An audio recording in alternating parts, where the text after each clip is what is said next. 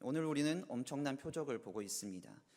바로 배고픈 무리를 떡 5개와 물고기 2마리로 여자와 어린이를 제외한 5천 명이나 배불리 먹이고 12바구니나 남는 놀라운 표적이죠. 예수님과 함께 했던 이 제자들은 많은 표적들을 보았는데 그 표적들 중 마태, 마가, 누가, 요한이 이 오병이어의 표적을 사복음서에 모두 기록하고 있다는 사실은 이 표적이 너무나 중요한 사실임을 보여주고 있다는 것입니다. 예수님께서는 오늘 말씀 6장 이전에 제자들과 갈릴리 전역을 돌아다니시면서 복음을 선포하시고 또 병을 고치셨죠. 따라서 너무나 고단함 속에서 휴식이 필요했던 예수님과 제자들이었습니다.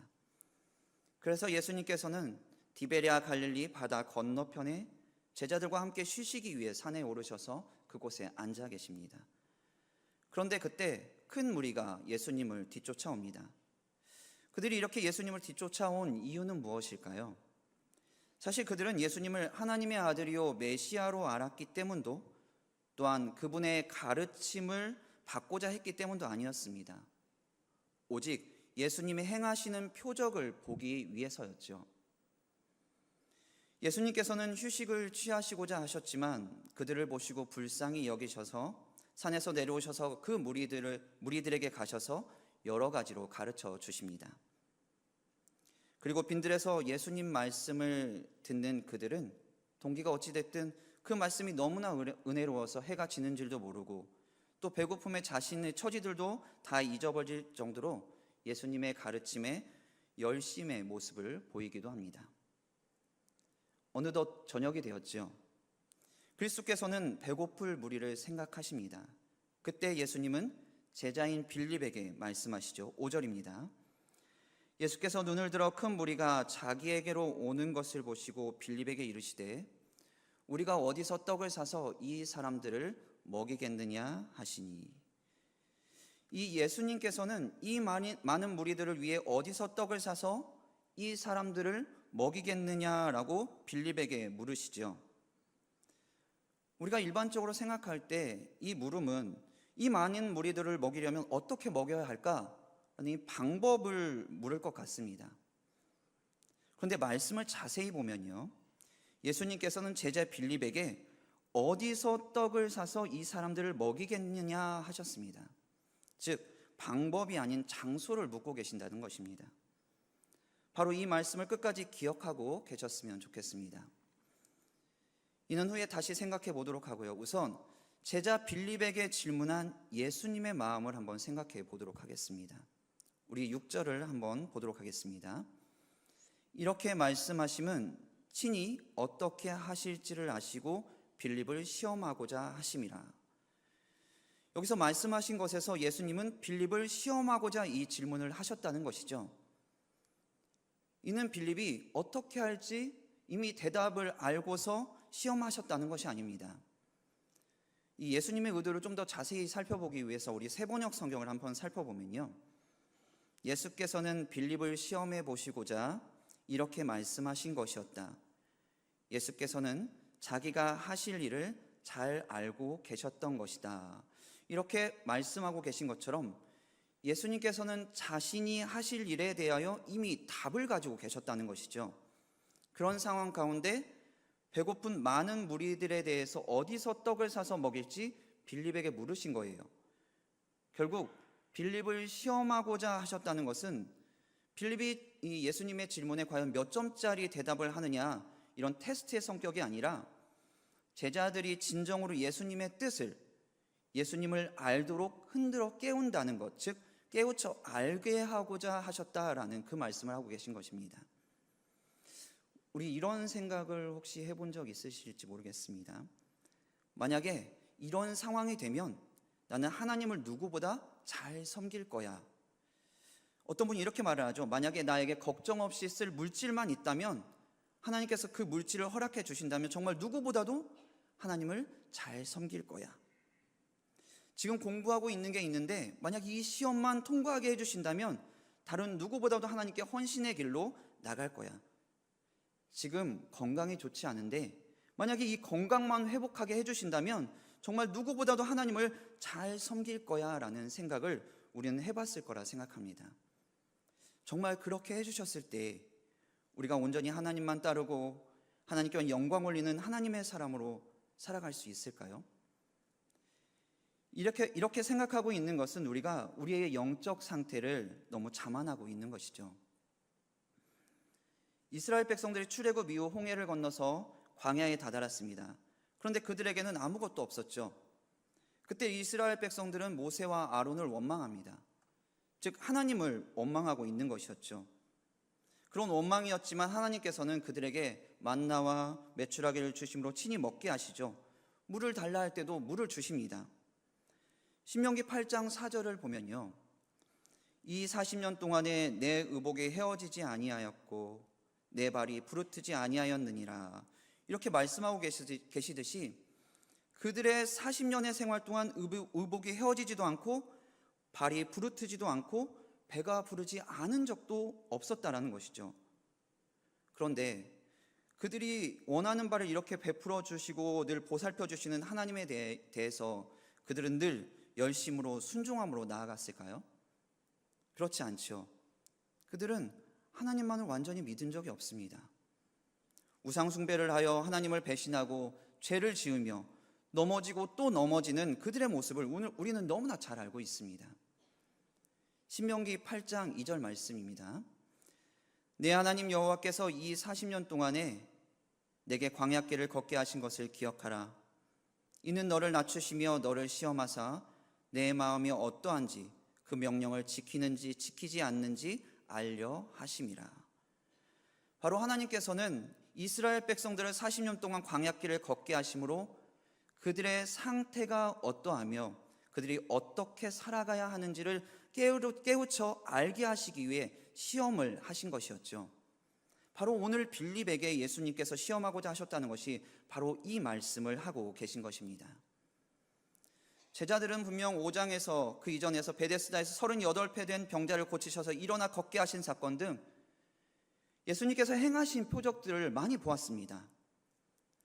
그렇게 제자들이 지금의 상황 가운데서도 예수님을 믿고 이전의 표적들과 같은 일을 하실 예수님을 기대하고 믿고 있는지에 대해 시험을 하시는 것입니다. 그래서 그들의 현재 상태를 깨달아 알기를 원하셨던 것입니다. 이에 먼저 빌립의 대답을 보겠습니다. 7절입니다. 빌립이 대답하되 각 사람으로 조금씩 받게 할지라도 200데나리온의 떡이 부족하리이다. 이 모습을 보면 빌립은 너무 똑똑하죠. 지금 모여있는 사람이 어린아이와 여자아이를 제외하고 5천여 명 되니까 이 사람들에게 필요한 것은 200데나리온도 부족할 것입니다 라고 이 숫자로 계산해 버리니까 말이죠. 그런데 이런 너무나도 똑똑함 속에 빌립은 예수님께서 행하실 그 해결책을 전혀 생각하지 않고 인간적인 생각을 보여주고 있음을 볼 수가 있다는 것이죠. 그렇다면 다른 제자는 어떠했을까요? 다른 제자 안드레는 이렇게 말을 합니다. 9절입니다. 여기 한 아이가 있어 보리떡 5개와 물고기 2마리를 가지고 있나이다. 그러나 그것이 이 많은 사람에게 얼마나 되겠사옵나이까. 안드레는 이 한 아이의 보리떡 5개와 물고기 2마리를 가지고 있다는 것을 제시하죠. 어떻게 보면 예수님을 믿기 때문에, 예수님을 기대하기 때문에 이렇게 가져오는구나라는 생각을 할 수도 있을 것입니다. 하지만 그 뒤에 말씀을 보면 그것이 이 많은 사람에게 얼마나 되겠사옵나이까 라고 말하면서 식량이 터무니없이 부족하다라고 예수님께 알려드리고 있는 면에서 다른 제자보다 나은 점이 전혀 없다라는 것이죠. 바로 이것이 제자들의 지금 상태였던 것입니다. 그들은 예수님이 아닌 현실만, 물질 중심적인 상황만 보고 있었다는 것이죠. 자신의 생각만을 추구하는 모습을 보이면서 제자들 중 그 누구도 예수님의 생각에, 예수님의 의중에 무슨 생각, 어떤 뜻이 담겨 있는지 전혀 알지 못했다는 것입니다. 제자들은 주님이 주신 소망을 알아차리지도 못하고 주님이 계셨던 그 능력을 계속해서 보았음에도 믿지 못하고 그대로 인정하지 못하는 우둔함을 가지고 있는 것을 볼 수가 있지요. 우리는 어떤가요? 우리의 삶을 보면 전전긍긍하며 길도 보이지 않고 답도 없을 것 같을 때가 많죠. 그럴 때 우리는 어떻게 하죠? 우리는 하나님께 기도로 나아가야 한다라고 하면서 하나님께 나아가려 기도하는 모습을 보입니다. 하지만 결국에는 우리 스스로 해결하고자 몸부림치는 경우가 많이 있다라는 것입니다. 답은 분명히 하나님께서 가지고 계십니다. 하지만 우리는 그 사실을 보지 못할 때가 너무 많다라는 거죠. 바로 우리가 예수님을 믿는다고 말하면서도 실제적으로는 현실만을 바라보고 자기 자신만을 바라보고 자신만을 의지하는 영적 자만함에 살아가고 있는 우리를 볼 수 있다는 것이지요. 우리는 분명히 깨달아야 합니다. 모든 상황 가운데 우리가 바라봐야 할 분은 오직 하나님뿐이라는 사실을 말입니다. 하나님만이 모든 것의 답을 가지고 계십니다. 우리가 어려움을 당하고 고난을 당하고 시험을 당할 때도 그에 대한 확실한 답을 하나님께서는 가지고 계신다는 사실입니다. 그렇기에 우리는 세상과 나 자신이 아닌 오직 그분만을 믿고 인정하며 그분께 소망을 두고 그분의 능력을 기대하며 살아가야 할 것입니다. 이렇게 할 때 하나님께서는 그에 대한 분명한 답을 우리에게 허락하여 주실 줄 믿습니다.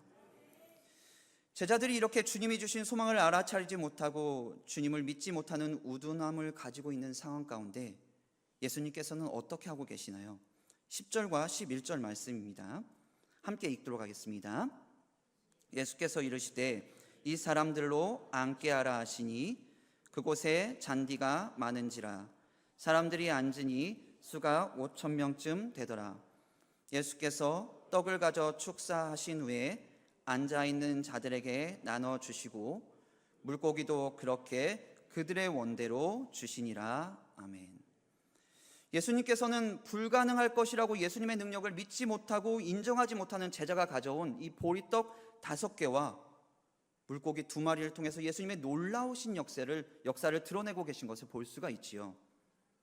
바로 장적 남자 수만 5,000명, 최소 10,000명 이상의 많은 사람들을 그들의 원대로 떡과 물고기를 주셨다는 사실이죠. 아니 12절과 13절을 보면 그들이 배부른 후에 예수께서 제자들에게 이르시되 남은 조각을 거두고 버리는 것이 없게 하라 하심으로 이에 거두니 보리떡 5개로 먹고 남은 조각이 12바구니에 찼더라 라고 말씀하듯이 배부르게 먹게 하시고도 12바구니에 찰 정도로 놀라운 역사를 경험하게 하셨다는 사실입니다. 그렇습니다. 바로 이런 역사를 이루시는 분이 바로 우리 예수님이십니다.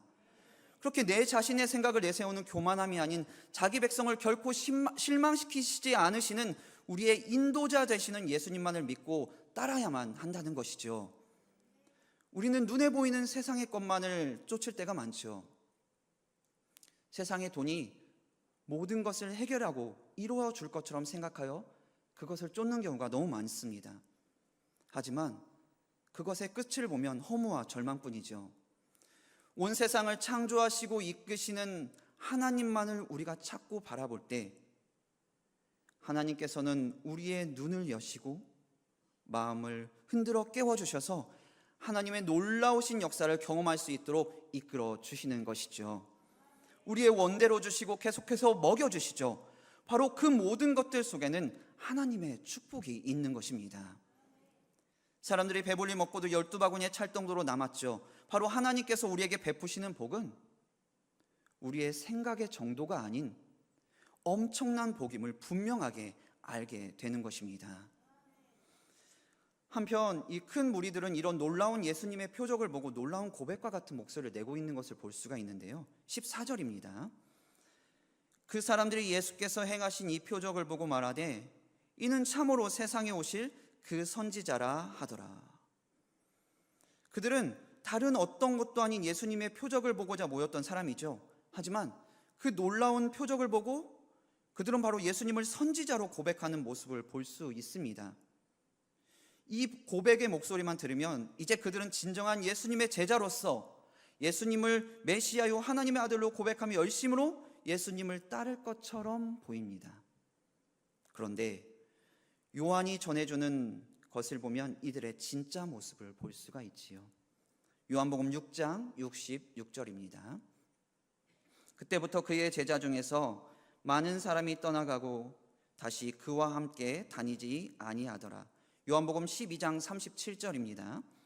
이렇게 많은 표적을 그들 앞에서 행하셨으나 그를 믿지 아니하니.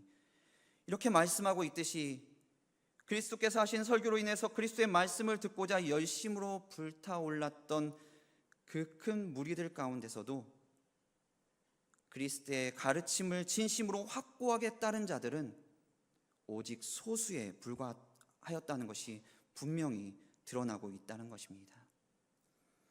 그리스도의 크신 표적을 보고도 은혜로우신 예수 그리스도의 말씀으로 초대받은 많은 사람들임에도 특히 예수 그리스도를 따르겠다고 고백하고서 제자가 된 자들의 마음이 그에게서 떠났다는 사실입니다. 너무나도 안타깝고 아쉬운 일이죠. 과연 왜 이런 모습들이 보였던 것일까요? 요한복음 6장 14절과 15절 말씀입니다. 그 사람들이 예수께서 행하신 이 표적을 보고 말하되 이는 참으로 세상에 오실 그 선지자라 하더라. 그러므로 예수께서 그들이 와서 자기를 억지로 붙들어 임금으로 삼으려는 줄 아시고 다시 혼자 산으로 떠나 가시니라. 그들은 예수님을 임금으로 삼으려 했죠. 물론 그리스도를 임금이라는 칭호와 존귀를 드리고자 한 것은 너무나도 옳습니다. 하지만 이는 그리스도를 임금으로 삼으려 했던 그 기초가 바로 먹고 배부른 까닭이었다는 것입니다. 요한복음 6장 26절 말씀입니다. 함께 읽도록 하겠습니다. 예수께서 대답하여 이르시되 내가 진실로 진실로 너희에게 이르노니 너희가 나를 찾는 것은 표적을 본 까닭이 아니요 떡을 먹고 배부른 까닭이로다. 그들은 배고픔을, 고달픔을, 로마의 식민지 가운데 벗어나게 해줄 정치적 메시아를 기다리고 있었습니다. 그때 표적을 본 지금 그들은 예수 그리스도가 바로 이것을 이루어줄 분이야 라고 생각하면서 예수님을 세상의 임금으로 삼으려 했던 것이죠. 이런 사실을 아신 예수님은 혼자 산으로 떠나가셨고 그들은 예수님의 진실된 모습을 알았을 때 결국 예수님을 떠나는 모습을 볼 수밖에 없었다는 사실입니다. 우리는 하나님의 일들에 있어서 하나님의 말씀을 제쳐두고서 우리 자신의 생각이나 지각으로 하나님을 판단하고 하나님을 우리 안에 가두어 두려고 할 때가 많죠. 하지만 이는 엄청나게 위험한 일입니다. 왜냐하면 우리는 죄인이기 때문이죠. 그렇게 우리의 생각은 왜곡되고 부패할 수밖에 없습니다. 우리가 왜곡되고 부패해서 하나님께 나아가는 것은 하나님께 엄청난 모욕이 되는 것입니다. 오늘 큰 무리들은 진정한 예수님을 보지 못하고 이렇게 자기 생각이나 지각으로 예수님을 판단하려 했으며 진정한 예수님을 알았을 때 그들은 결국 예수님을 떠나갔고 예수님을 십자가에 못 박음으로 그 모욕의 절정에 달하죠. 하지만 그리스도께서는 십자가라는 그 십자가에 못 박히신다는 그 모욕을 통해서 세상을 위한 구원을 이루셨고 사망과 사탄을 이기시고 영광스럽게 당당하게 승리하셨습니다. 우리는 하나님을 경외함으로 하나님의 말씀 안에 거해야 합니다. 우리가 그 말씀에서 조금이라도 벗어나는 순간 진리는 변질되고 마는 것입니다. 우리의 생각이나 판단이 아닌 하나님이 우리에게 계시하신 대로 우리가 하나님을 섬겨야 하는 것이죠. 그렇게 할 때 하나님께서 기뻐 받으시며 우리가 하나님 나라의 복을 누리며 살아갈 수 있도록 허락하시는 것입니다. 우리는 예수님을 분명히 알아야 합니다. 예수님이 누구신지, 예수님의 뜻이 무엇인지 분명히 알아야 합니다. 앞에서 예수님께서 저녁이 되어 큰 무리가 배고프실 것을 생각하시면서 빌립을 시험하시기 위해 질문하셨을 때 그 질문이 바로 어디서 떡을 사서 이 사람들을 먹이겠느냐라는 장소에 대한 질문이었다고 했습니다.